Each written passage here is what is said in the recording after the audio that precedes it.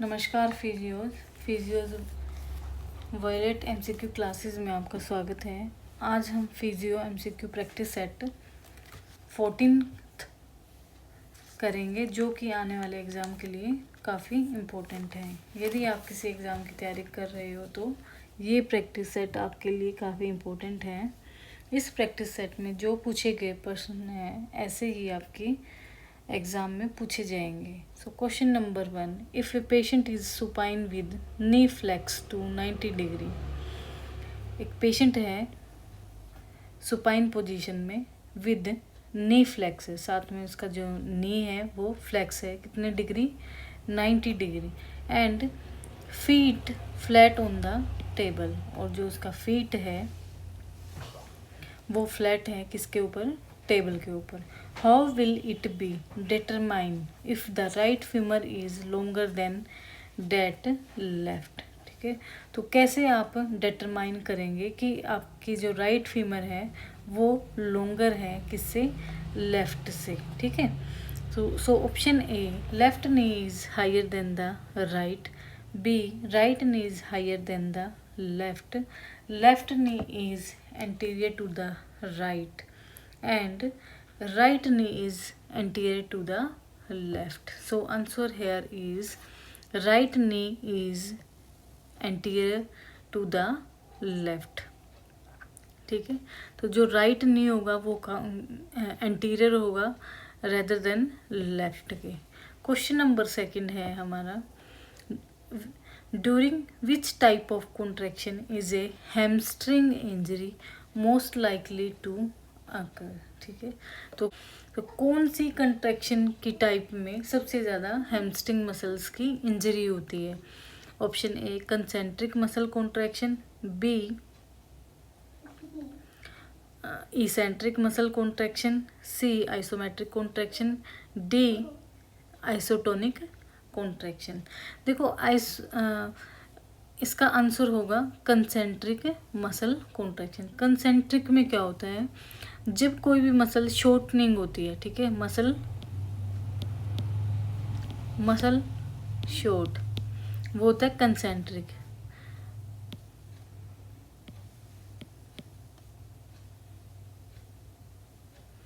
Lengthening वो होती है इसेंट्रिक। आइसोमेट्रिक क्या होता है, आइसोमेट्रिक में मसल लेंथ नो चेंज। और एक आइसोमेट्रिक कॉन्ट्रैक्शन का एक एग्जांपल है स्पोर्ट्स में बॉडी बिल्डर्स क्या करते हैं, आइसोमेट्रिक टेंशन क्रिएट करते हैं अपनी बॉडी के ऊपर, आइसोमेट्रिक टेंशन। और जैसे ही वो आइसोमेट्रिक टेंशन क्रिएट करेंगे वैसे ही वो अपनी मसल को क्या करेंगे, डिफाइन करेंगे, डिस्प्ले करेंगे। ठीक है, जो बॉडी बिल्डर हैं वो अपने क्या करेंगे, आइसोमेट्रिक टेंशन क्रिएट करेंगे और फिर मसल्स बेली को क्या करेंगे, डिस्प्ले करेंगे। ठीक है, ये एक एग्जांपल है आपका आइसोमेट्रिक कॉन्ट्रैक्शन। आइसोटोनिक कॉन्ट्रैक्शन में क्या हो गया, जो मसल लेंथ है वो चेंज हो जाएगी।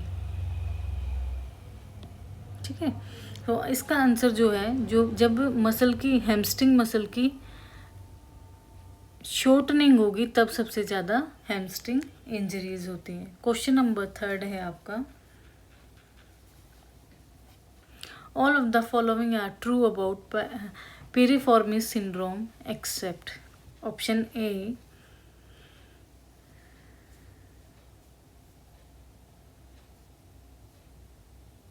the sciatic nerve may be involved because in some individual the nerve runs through the piriformis muscle fiber. B, pain may be lateral buttock, posterior hip and thigh like its pain. C, pain with flexion, abduction and external rotation. D, pain may be exacerbated by walking upstair and prolong sitting syndrome जो assessment करते हैं वो कौन सी करते हैं? Fair, FAIR। Fair means flexion, adduction, internal rotation,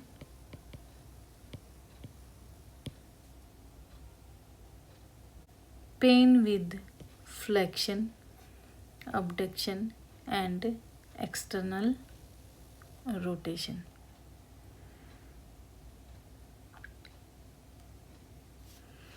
जो ये टेस्ट है फेयर, ये क्या करता है? ये करता है रिप्रोड्यूस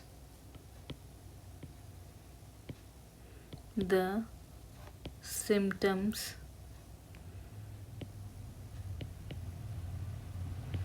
ऑफ पिरिफॉर्मिस सिंड्रोम। और हमारे क्वेश्चन में क्या पूछा गया था? एक्सेप्ट। ठीक है, क्वेश्चन नंबर 4 है, in a posterior hip dislocation how will the leg the position? Option A extended, adducted, internal, rotated, B flexed, adducted, internal, rotated, C extended, abducted, externally rotated, D flex, adducted and externally rotated। So जो pain होगा वो क्या होगा? Pain is initiated with Question number 4, in a posterior hip dislocation how will the leg be positioned? जब posterior hip dislocation होता है, वैसे तो देखो अगर शोल्डर में सबसे मोस्ट कॉमन डिसलोकेशन कौन सी होती है? शोल्डर में एंटीरियर डिसलोकेशन होती है, और अगर आपसे हिप पूछा जाए तो हिप में most common posterior hip dislocation होती है। ठीक है, और शोल्डर में एंटीरियर डिसलोकेशन। तो posterior hip dislocation how will the leg the position? तो लेग की क्या पोजीशन होगी? ठीक है, तो option A extended, adducted, internally rotated, B flexed, adducted and internally rotated, C extended, abducted, externally rotated, flex, adducted, externally rotated। So answer here is flexed, adducted, internally rotated। Question number 5 है, what is the pathophysiology behind a vascular necrosis of the moral head? So option A sepsis, B crystalline deposits, C interruption of the vascular supply and D friction। तो क्या pathophysiology है behind a vascular necrosis of the moral head, नहीं femoral head. क्या है ये?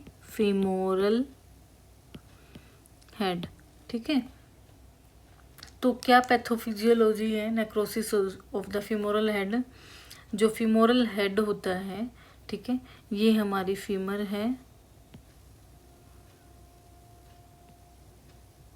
ठीक है, जो ये हेड होता है, इस हेड में जो नेक्रोसिस होता है वो किसकी वजह से होता है? देखो, जब वेस्कुलर की डिस्ट्रप्शन हो जाती है, किसकी हो जाती है? वेस्कुलर की।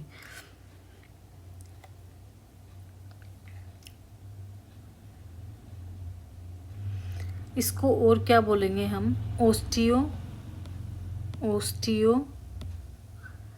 नेक्रोसिस। क्या बोलेंगे? ओस्टियो नेक्रोसिस, बोन का नेक्रोसिस हो जाना। ठीक है, ऑफ द हिप, और septic necrosis of the hip.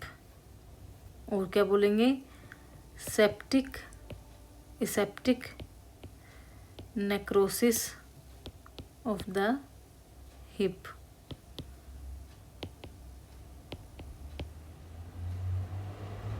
तो जो ये कंडीशन है ये क्या करती है, ये जो फीमोरल हेड है, is destruction of the femoral head, option A sepsis, नहीं sorry, interruption of the vascular supply. जब इंटरप्शन हो जाती है वेस्कुलर सप्लाई की तभी ओस्टियो नेक्रोसिस होता है या फिर aseptic necrosis of the hip होता है। और मोस्ट कॉमन किनको होता है, सबसे ज़्यादा the most common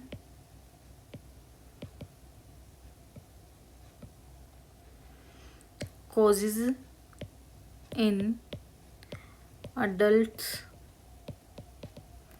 are steroid use or alcohol abuse।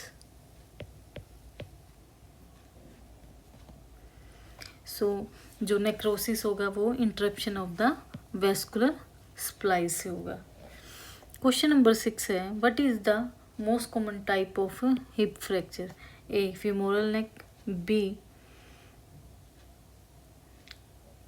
Intracapsular, C intertrochanteric, D subtrochanteric. तो hip fracture most common type कौन सा होता है, कहाँ होता है, क्या फीमोरल नेक पे होता है या इंट्राकैप्सुलर, इंट्राट्रोकेंट्रिक या subtrochanteric? So the most common cause of hip fracture is due to, ठीक है, किसके कारण होगा, ओस्टियोपोरोसिस के कारण होगा। किसके कारण, ओस्टियोपोरोसिस, ठीक है। और ओस्टियोपोरोसिस के कारण एक और फ्रैक्चर होता है जिसको बोलते हैं क्रश फ्रैक्चर। क्या बोलते हैं, क्रश फ्रैक्चर, जो कि वर्टिबल फ्रैक्चर होता है, वर्टिब्रल फ्रैक्चर इन लंबर रीजन, ठीक है।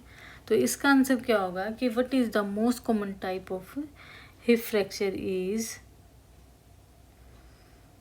Intra capsular.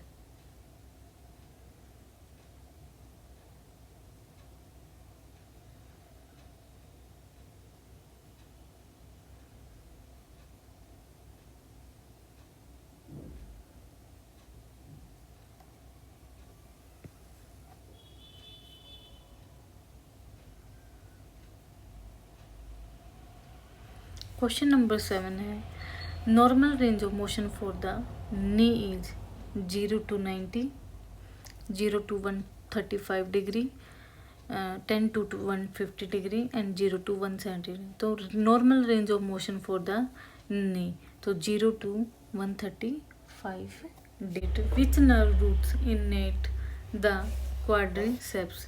ए L1, L2, L3, B L2, L3, L4, C L3, L4, L5, D L4, L5, S1। So answer D, B L2, L3, L4। Question number 9 है आपका,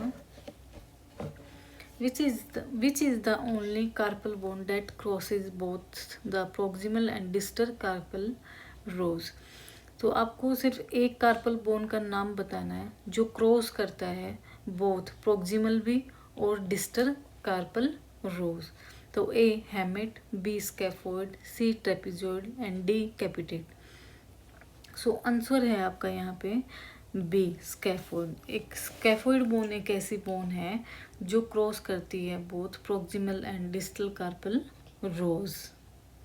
जो है अगर wrist joint पे carpal bones का कोई मोस्ट कॉमन फ्रैक्चर अगर पूछा जाता है तो कौन सी बोन का होता है, वो होता है स्कैफोइड बोन का।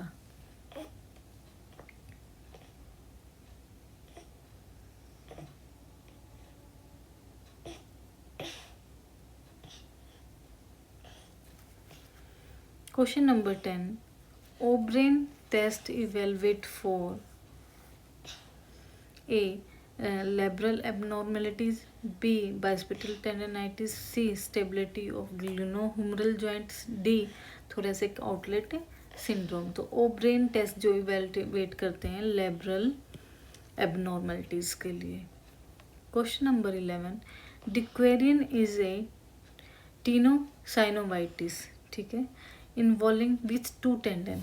ठीक है, तो देखो टीनोसाइनोवाइटिस जो टेंडन होते हैं वहाँ पे क्या हो जाएगी, इन्फ्लामेशन हो जाती है. तो कौन से वो दो टेंडन हैं, टू टेंडन्स के नेम बताओ.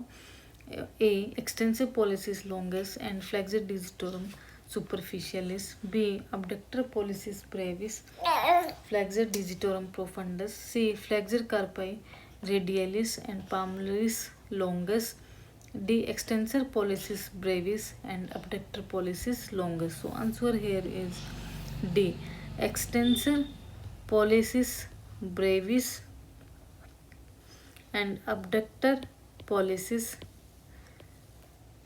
longus. अगर किसी को याद ना हो तो IAPL करके याद कर लेना. IPL, ठीक है, क्या करके याद कर लेना, IPL. PL से pollicis longus, abductor pollicis longus. और ईपीबी को कर लेना आप याद, एपब, ईपब, ईपब, ईपब, ठीक है, EPB, extensor pollicis Brevis. Question number 12. Which one of the following changes occurs in kidney in elderly. Increase in kidney length, increase in renal blood flow, C. increase in glomerular filtration, and increase in sclerosis of glomeruli. So answer here is increase in sclerosis of glomeruli. ठीक है, तो जो देखो kidney में क्या होता है, kidney length decrease by about 0.5 centimetre per decade after the age of 50 years. जो जैसे ही हम 50 साल के होते हैं वैसे ही 0.5 पर सेंटीमीटर किडनी क्या हो जाती है, डिकेड हो जाती है. ठीक है. Number and size of nephrons, number of जो नेफ्रॉन्स होते हैं 300 मिलियंस, वो क्या हो जाते हैं, डिक्रीज, रिड्यूस हो जाते, कम हो जाते हैं. जैसे जैसे हमारी जो ग्लोमेरुलर फिल्ट्रेशन रेट है वो कम हो जाएगा. ठीक है, कितने लीटर कम हो जाएगा, 10 ml रिड्यूस हो जाएगा. क्या, ग्लोमेरुलर फिल्ट्रेशन रेट.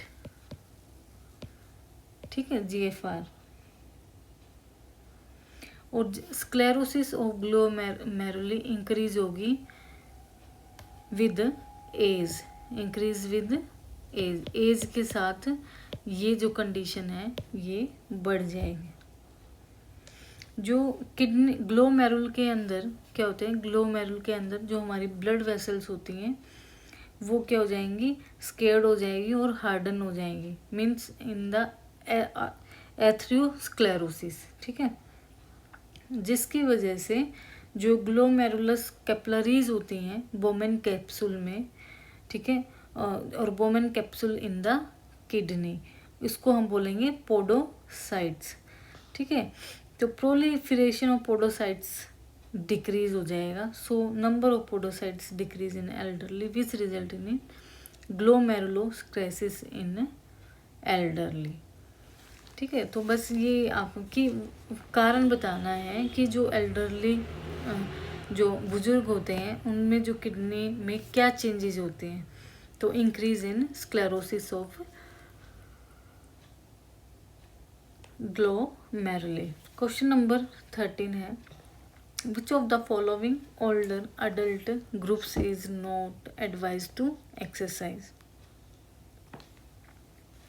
ठीक है, तो which of the following older adult groups is not advise to exercise. तो कौन सी अडल्ट ग्रुप में एक्सरसाइज एडवाइज नहीं करेंगे. A. Sarcopenia, B. Severe arthritis, C. Unstable medical condition, and D, dementia. So answer here is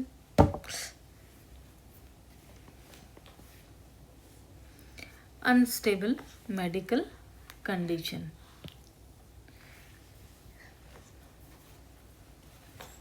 तो unstable जब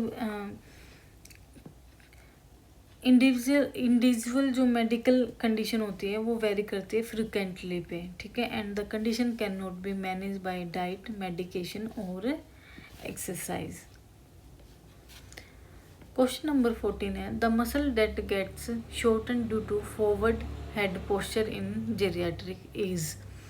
जो geriatric के पेशेंट होते हैं, जैसे कि बुजुर्ग होते हैं, ओल्ड एज के होते हैं, तो उनका जो फॉरवर्ड हेड पोस्चर है वो किस मसल से हो जाता है, ठीक है, किसकी शॉर्टनिंग, कौन सी मसल शॉर्ट हो जाती है जिसकी वजह से फॉरवर्ड हेड पोस्चर हो जाता है इन जेरियाट्रिक में. ए इरेक्टर स्पाइन, बी प्रीवर्टिबल, सी नेक फ्लेक्सर, डी सब occipital. So answer here is सब ओसिपिटल. तो जो हमारी सब ओसिपिटल जो मसल्स होती हैं वो शॉर्टनिंग हो जाती है जिसकी वजह से फॉरवर्ड हेड पोस्चर हो जाता है.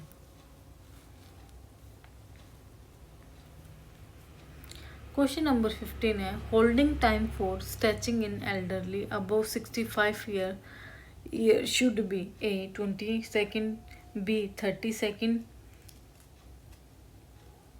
C 40 second, D 60 second.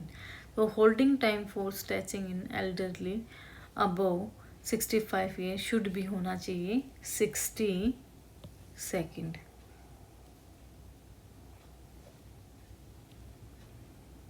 और 30 सेकेंड किस में होना चाहिए, यंग अडल्ट्स में. किस में होना चाहिए, young adults.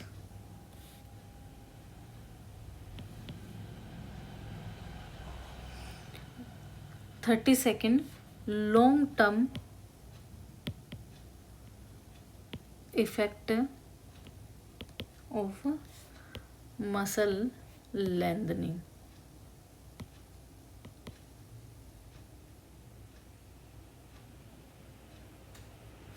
Because 60 second older में क्यों होना चाहिए, क्योंकि ओल्डर की जो मसल्स होती हैं वो क्या होगी, इंक्रीज स्टिफनेस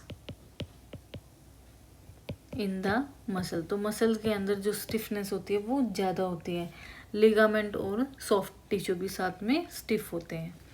क्वेश्चन नंबर 16 है एज पर the guidelines given by centers for disease control and prevention for geriatric, they should perform moderate intensity physical activity for a 75 minute per week, B 150 per minute week, 175 minute per week and D 200 minute per week. तो answer है यहाँ पे आपका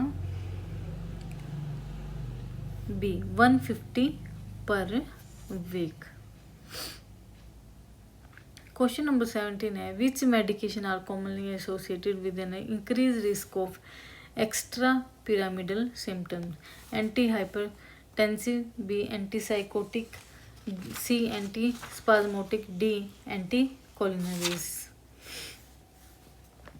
सो answer है आपका anti psychotic.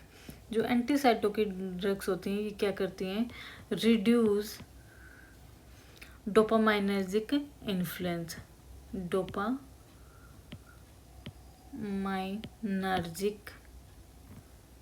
Influence. और जो ये एंटी साइकोटिक जो ड्रग्स होती हैं ये क्या करेंगी, behaviour decrease psychotic like behaviour.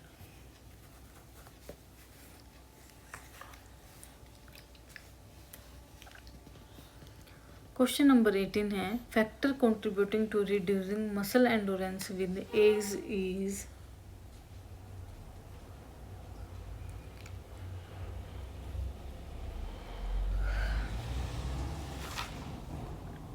A increase tissue stiffness, B reduce art age gold standard.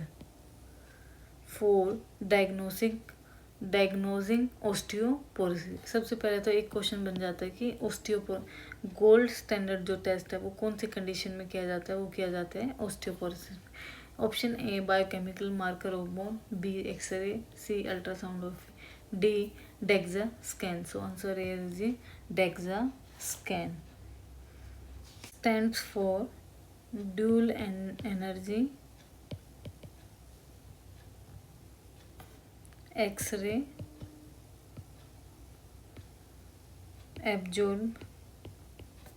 Absorption मीटरी।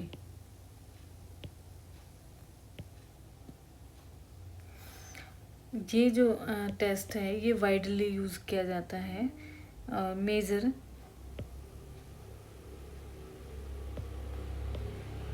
Bone mineral density.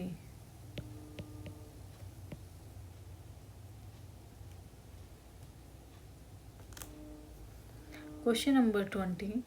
The bones commonly fractured due to osteoporosis are as follows except spine, distal radius, tibia and neck of femur.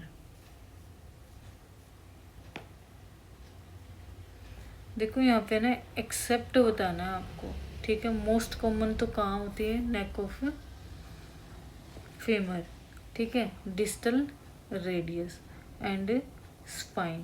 तो कौन सी bone का नहीं होता है, tibia bone का। ये biomechanics का topic है और इससे पहले वाला भी बायोमैकेनिक्स में था।